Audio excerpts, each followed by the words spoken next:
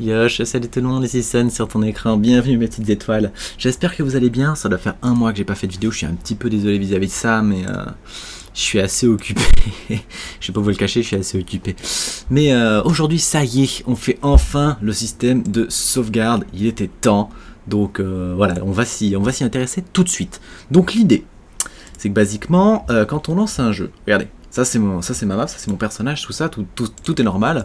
Jusque là rien de nouveau. Enfin j'ai juste supprimé les ennemis par rapport à la dernière fois et j'ai déplacé le joueur. Voilà. Mais si je me déplace, que je ferme le jeu et que je relance le jeu, bah évidemment mon personnage il est revenu à la base. Parce que l'information comme quoi il s'est déplacé n'a pas été enregistrée dans notre programme. Donc ce qu'il faut faire, c'est enregistrer d'une façon ou d'une autre l'état dans lequel se situe le programme actuellement, le programme Java, dans l'ordinateur d'une façon ou d'une autre, pour que quand on relance le programme, ces nouvelles informations aient été enregistrées et influencent le programme en retour. Donc ça c'est le principe de sauvegarde, hein. Ça peut être de base, hein, ça peut être un jeu qui se sauvegarde tout le temps en temps réel, ça peut être un jeu qu'on sauvegarde quand on souhaite, quand on clique sur le bouton sauvegarder. Bon là on va pas s'intéresser à ces petits détails de quand est-ce qu'on décide de sauvegarder. Ce que je vais faire premièrement, c'est vous montrer comment on peut pas enregistrer des infos, mais lire des infos qui ont été enregistrées. Comment enregistrer les infos, ça sera le thème de l'épisode suivant, puisque pour pouvoir enregistrer des infos et les lire, faut d'abord savoir comment lire les informations qui ont été enregistrées. Donc ça c'est ce qu'on va faire aujourd'hui. On va donc créer un nouveau fichier, ressources, voilà, ressources c'est parfait. On va créer un nouveau truc, une nouvelle classe qu'on va appeler FileTask. Et qu'on va pas mettre dans image, donc pour le coup, on va faire un truc, voilà, on s'en fout, c'est juste histoire de le déplacer. FileTask, voilà.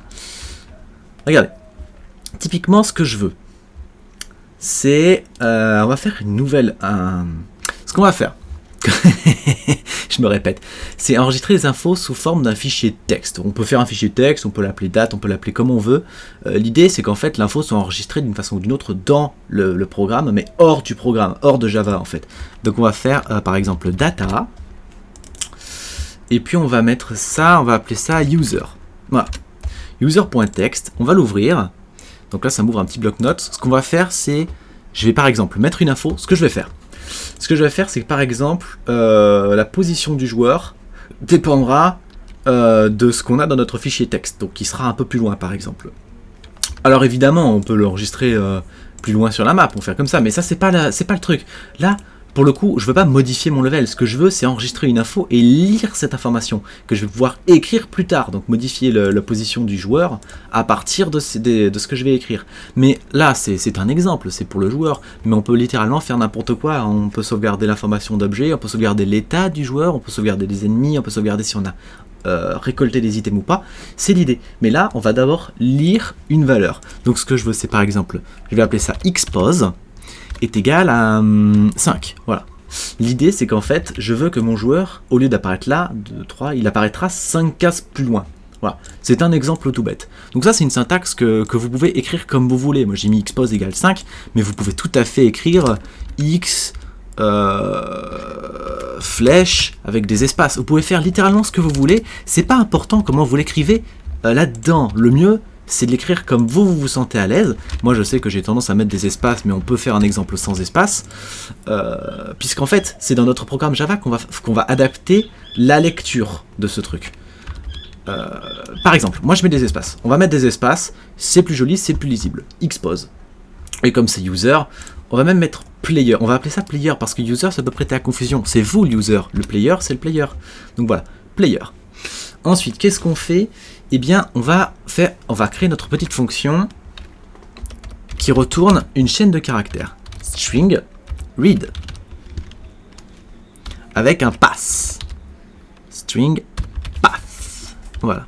L'idée, c'est que ce qu'on veut, c'est lire l'information. J'ai fermé le fichier, je sais pas pourquoi. Lire cette information, donc on retourne un string. Et cette information, elle vient d'un path, un chemin. On va lui indiquer le chemin dans lequel il doit trouver cette information. Donc, ce qu'on va faire, alors, il nous faut, alors je vais faire 2-3 copier-coller et je vous explique un petit peu le principe. hop, hop. Voilà. Donc là, ce qu'on veut. Alors, attends, déjà, on va faire retour nul parce que pour le coup, ça m'embête que ce soit affiché en erreur. Ce qu'il me faut, c'est ce qui s'appelle un scanner. C'est un outil en Java qui permettra de lire un fichier. Est-ce qu'on peut écrire avec? Non, on peut pas écrire. C'est pour lire spécifiquement. Ok. Le content, en fait, on va retourner le content. Le content, c'est ce qui va s'adapter en fonction de ce qu'il y a à la lecture. C'est-à-dire que là, il n'y a qu'une ligne. Mais s'il y avait 10 lignes, tiens, on va faire plusieurs lignes. Ypov égale 3. Voilà. Là, il y a plusieurs lignes. Le content, ce sera le contenu. Et en fait, on va retourner le contenu parce qu'en fait, le contenu va s'écrire au fur et à mesure en fonction des lignes. Et file, c'est le fichier qui est créé à partir du chemin d'accès, en fait. Donc là, il est dans ressources, path, et ce qu'on va faire, c'est qu'on va influencer le map creator. Par exemple, player, int, registered x est égal à new file task, voilà, point read. Bon, pour l'instant, on va faire qu'une ligne parce que pour le coup, ça va être problématique si j'en fais plusieurs. Read, et on va lire le chemin d'accès. Donc c'était ressources parce que c'est toujours dans ressources, et là le chemin d'accès c'est data player.text. N'oubliez pas le point texte, c'est important. Alors data, attendez, est-ce qu'il faut que je mette un slash ou est-ce qu'il est déjà sous-entendu? Il est déjà sous-entendu, d'accord. Donc data player.text. Voilà. Évidemment, ça c'est un string. Donc là pour le coup, il me dit c'est une erreur parce que là tu as un string que tu veux convertir en int. Et on va du coup cast en int. Non mais non, on va cast en int, c'est probablement celui-là. Non. Comment c'est déjà? Int. Integer. Parse string. Parse int de string. Voilà. Alors ça c'est la fonction dans integer puisque c'est la int et ça veut dire lit le nombre depuis ça. Et on n'a plus qu'à faire player setX registeredX. Donc là, la position du joueur, au moment de son apparition dans le monde, elle va être influencée par ce qu'on a enregistré. Le truc, c'est que la fonction n'est évidemment pas terminée. Hein, là, on est à peine au balbutiement, puisque là, le content, il est vide. Hein, il faut lire le chemin. Là, on a le chemin, il faut relier le chemin au content. Alors, ce qu'on va faire, c'est d'abord qu'on va vérifier si le file, il existe. Donc, if file existe. Parce que s'il n'existe pas, on pourra avoir une erreur. File existe. Attendez une minute, je l'ai... Ouais, non, c'est ça. Ensuite, on va initier le scanner. S'il n'existe pas, qu'est-ce qu'on fait déjà? Bon, peu importe. Initier le scanner. Je vais faire un petit copier-coller, c'est plus simple. Voilà. Donc ça, j'ai lancé le scanner. C'est juste une fonction qui a besoin d'un try-catch. Donc ce qu'on va faire, c'est qu'on va effectivement faire un try-catch. Parce qu'il va y avoir des problèmes et des mauvaises surprises sinon. D'ailleurs, le if, on va le mettre à l'intérieur. Là, on va juste arranger un petit peu le visuel parce que c'est embrouillant. Scan, scan, catch. Il y a une accolade en trop. Un petit espace. Try, file exist. Il faut refermer l'accolade à l'intérieur d'ici. Voilà. Et là, on est pas mal. Juste ici, on fait ça. Ici, on fait ça. Et là, on met une accolade. C'est un peu terrible, en fait, comme ça. C'est pas terrible. Peut-être si j'enlève l'espace. Bon, c'est un peu embrouillant, mais ça devrait aller. Ok. Ensuite, ce qu'on va faire, c'est une boucle while qui va lire à chaque fois toutes les lignes et qui adapte le contenu. Content est égal à content, format... Scan, next line. Ok, donc c'est ce truc là. Hop, hop, hop. Voilà. Si j'ai pas fait de bêtises, on est pas mal. Il me semble. Donc là, techniquement, il a lu la ligne. La boucle while, c'est au cas où il y a plusieurs lignes. Et donc si je fais play et que j'ai pas fait de bêtises, j'ai fait des bêtises. Oui, évidemment. Et évidemment, parce que là j'ai mis x égale 5. Je voulais que la position elle soit influencée par rapport à la position actuelle. Donc là c'est ici que j'ai foiré en fait. C'est x0 plus ça fois la taille du schmilblick, évidemment. Regardez, le schmilblick c'est voilà, plus cette taille. Parce que c'est 5, mais c'est pas 5 pixels, c'est 5 cases. Donc hop. Et là, si j'ai pas fait de bêtises et j'ai fait des bêtises, c'est quoi le problème? Number, format exception. Évidemment. Oui, là il a lu toute la ligne. Il a fait xpose égale 5 et il fait... Attends, mais c'est pas possible. C'est aussi pour ça que c'est pratique de lire les rapports d'erreur. Il fait xpose égale 5. C'est pas un nombre, Coco. Oui, effectivement, c'est pas un nombre. Petite erreur de ma part. Ce qu'on va faire, c'est... Ok. En fait, ce qu'on va faire, c'est que là, il me lit tout le fichier. Sauf que j'ai pas besoin de tout le fichier. J'ai besoin d'une ligne précisément. Donc là, bon, je n'ai qu'une ligne. Ce qu'on va faire, c'est qu'en fait, au lieu de dire que le content, c'est égal à tout ça, concat, ça veut dire ajouter à la suite. Donc en fait, ça lit tout le truc. C'est qu'on va lui dire le content est égal à... Que je réfléchisse une minute. Ouais, on va faire ça. Line, non, est égal à content split. Voilà, là, ce que j'ai fait, c'est que je lui ai dit, tu me coupes le contenu en deux. D'un côté, tu as tout ce qui est à gauche du égal, de l'autre côté, tu as tout ce qui est à droite du égal. Je vais enlever les espaces. Et 1, ça veut dire que tu me prends ce qui est après le égal. Pas parce que 1 c'est après, mais l'idée c'est qu'en fait, ça me fait un tableau. Content devient un tableau. Ça devient x d'un côté et 5 de l'autre. Mais comme c'est split, ce n'est plus un tableau. Ça veut dire que je prends la valeur qui est en index 1 et pas qui est en index 0. Donc là, ça devrait marcher. Voilà, mon personnage a été déplacé. Donc là, on voit que ça fonctionne. Il y a juste plusieurs problèmes. Il y a plusieurs problèmes parce que, en fait, là, si je veux faire une deuxième ligne avec ypos égale, je sais pas, moins 8, ça va plus du tout marcher. Parce que là, ça va me lire la dernière ligne, en fait, puisque ça va remplacer le content. Regardez, je vous montre. Je fais ypos est égal à 8. Non seulement... En fait, là, ça va planter parce qu'il y a plusieurs égales. Donc, il ne saura pas comment couper. Là, spécifiquement, j'ai dit, tu lis le fichier, mais je ne lui ai pas précisé qu'il devait lire le X. Je lui ai dit, tu lis le fichier.